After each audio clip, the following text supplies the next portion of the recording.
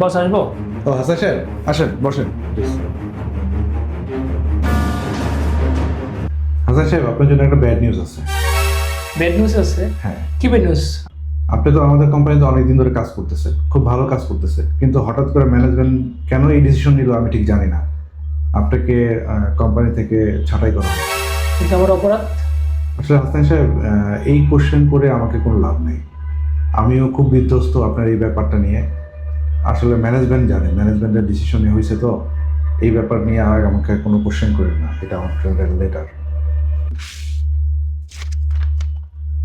কিন্তু এই একদিনের নোটিশে আমাকে বাদ দিয়ে দিলে আমাদের কি হবে?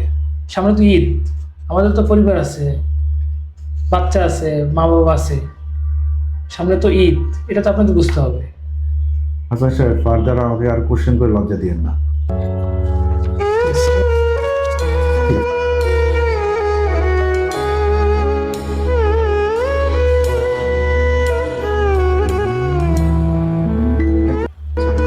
এই দুনিয়ায় সবার কষ্টের দাম আছে।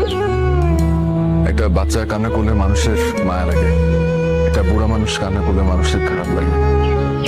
শুধু একটা বেকারের কান্নার কোনো দাম নেই, বেকারদের কোনো চাওয়া থাকতে নাই।